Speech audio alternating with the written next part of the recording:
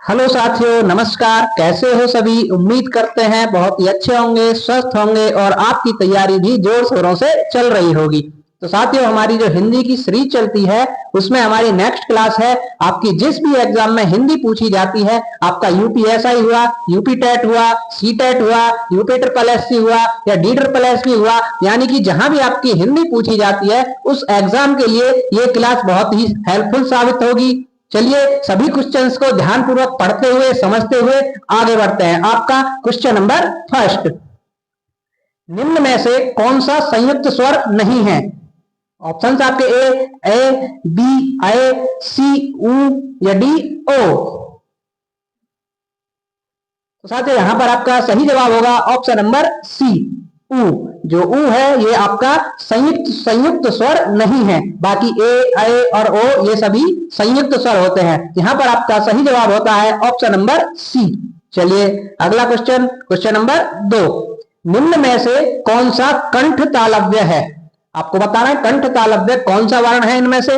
Option है ए ई, B आ, सी ओ या D A. तो फ्रेंड्स यहां पर आपका सही जवाब होगा ऑप्शन नंबर डी, ए। जो ए है ये आपका कंठ तालव्य होता है, यानी कि जो कंठ और तालु दोनों की सहायता से बोले जाते हैं उनको कंठ तालव्य कहते हैं।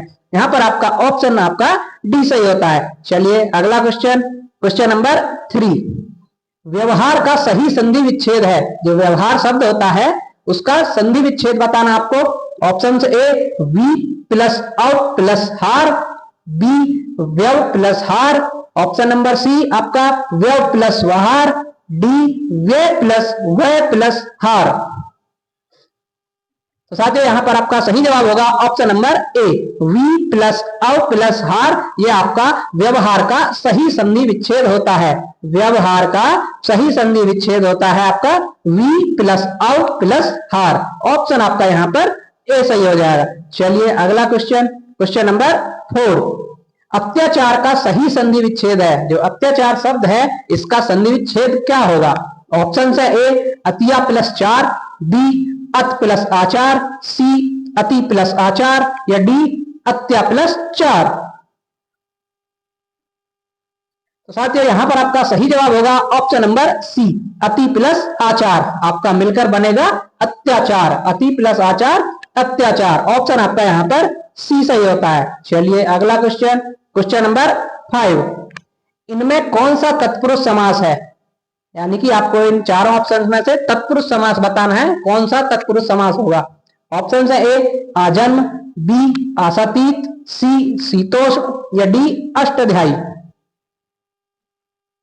तो साथियों यहां पर आपका सही जवाब होगा ऑप्शन नंबर डी आशातीत। जो आशातीत शब्द है इसमें आपका तत्पुरुष समास है। ऑप्शन आपका यहां पर डी सही होता है। ये क्वेश्चन यूपी पीसीएस में पूछा गया है।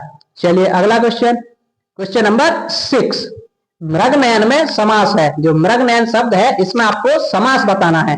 ऑप्शन है ए अव्ययभाव, बी कर्मधारय, सी तत्पुरुष या डी द्वंद्व। तो साथियों यहां पर आपका सही जवाब होगा ऑप्शन नंबर बी कर्मधारय। मृगनयन शब्द में कर्मधारय समास होता है। ऑप्शन आपका यहां पर बी राइट होता है। चलिए नेक्स्ट क्वेश्चन, क्वेश्चन नंबर 7, इनमें से कौन सा शब्द तत्सम है? आपको तत्सम शब्द छांटना है। ऑप्शन है ए नेवला, बी नया, सी नैन या डी नव्य। तो फ्रेंड्स यहां पर आपका सही जवाब होगा ऑप्शन नंबर डी नव्य। जो नव्य शब्द है ये आपका तत्सम शब्द है। बाकी नेवला, नया और नैन ये आपके तद्भव शब्द हो जाएंगे। यहां पर आपका ऑप्शन नंबर डी सही होता है। चलिए अगला क्वेश्चन, क्वेश्चन नंबर 8, इनमें से कौन सा शब्द तद्भव है? आपको तद्भव शब्द छांटना है। ऑप्शन है ए कुमार, बी कंटक, सी खीर या डी कृष्ण। तो साथियों यहां पर आपका सही जवाब होगा ऑप्शन नंबर सी खीर। ये खीर शब्द जो है वो तद्भव शब्द है। बाकी कुमार, कंटक और कृष्ण ये आपके तत्सम शब्द हो जाते हैं। यहां पर आपका सही जवाब होगा ऑप्शन नंबर सी।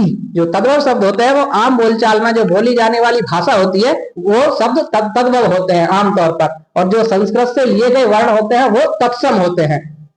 यहां पर आपका सी ऑप्शन सही होता है। चलिए अगला क्वेश्चन, क्वेश्चन नंबर 9, संक्षिप्त का विलोम शब्द होगा, जो संक्षिप्त शब्द होता है उसका विलोम शब्द क्या होगा?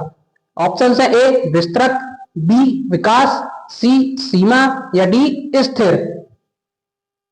तो साथियों यहाँ पर आपका सही जवाब होगा ऑप्शन नंबर ए विस्तृत। संक्षिप्त का जो विलोम शब्द होगा वो विस्तृत होगा।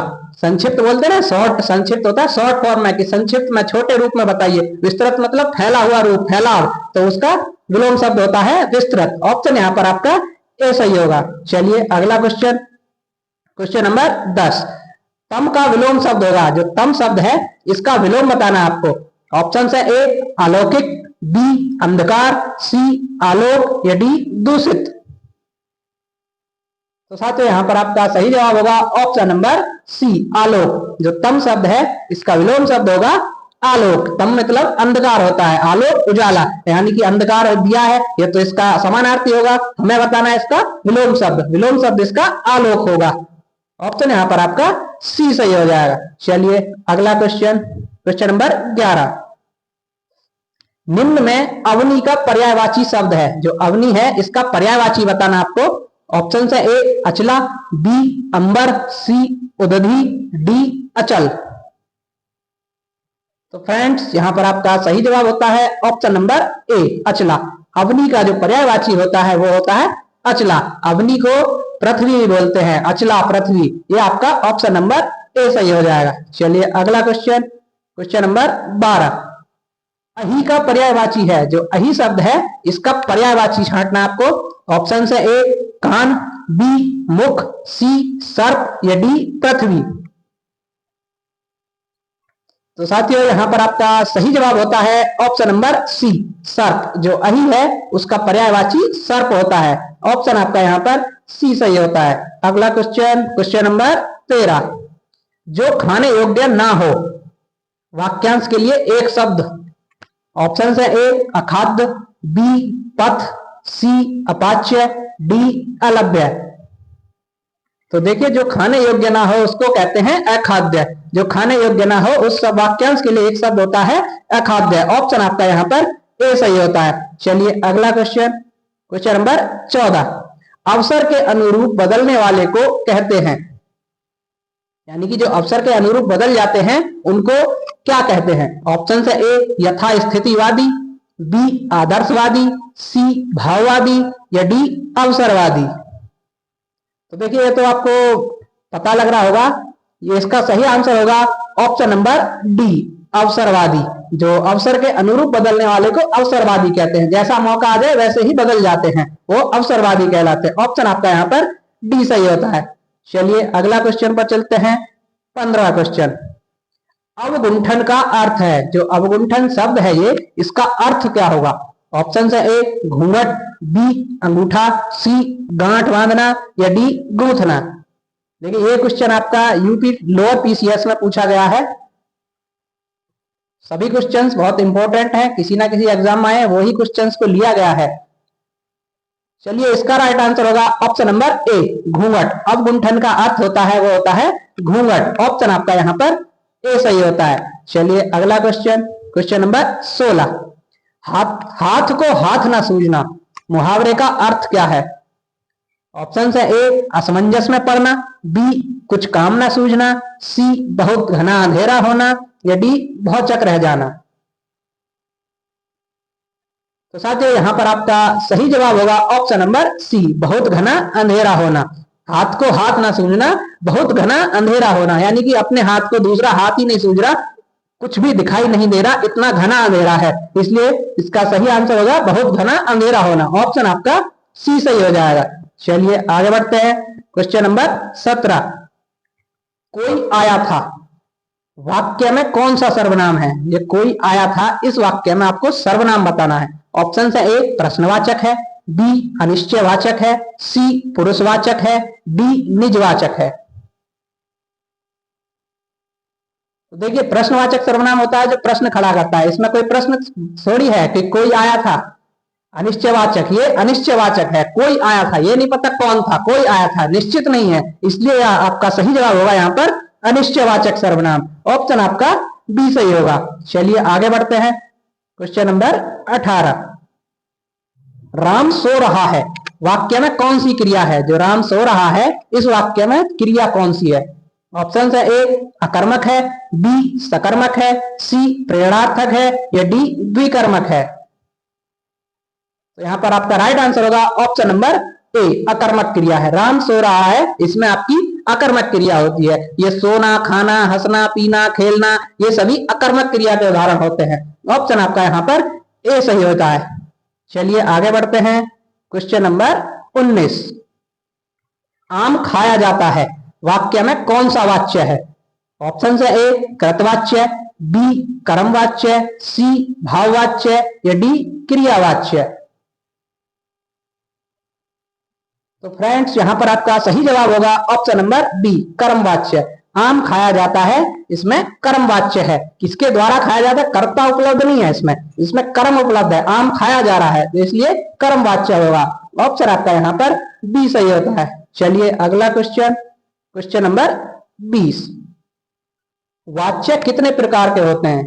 जो हिंदी में वाच्य होते हैं वो कितने प्रकार के होते हैं? ऑप्शन है ए 4 प्रकार के, बी 2 प्रकार के, सी 3 प्रकार के, डी 5 प्रकार के।